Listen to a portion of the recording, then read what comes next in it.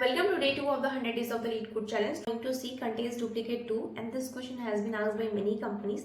So the question is given an integer array nums and an integer k that returns true if there are two distinct indices I and j in the array such that nums of I equals to nums of j and the absolute difference between I and j is greater than or equals to k.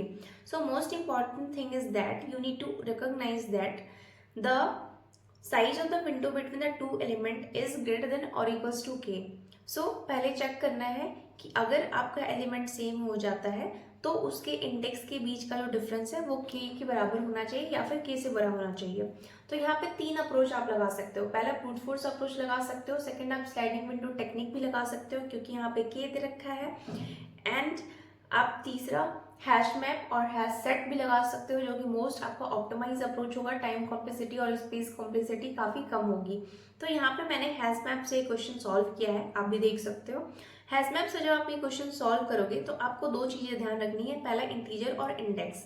Okay, then आपको ये देखना है कि अगर आपके hash map में already अगर present है, अगर आपका जो एलिमेंट है वो ऑलरेडी प्रेजेंट है तो आपको उसके बीच का डिफरेंस चेक करना है और अगर के आ गया तो उसे ट्रू रिटर्न करना है. So this is the code which I have written.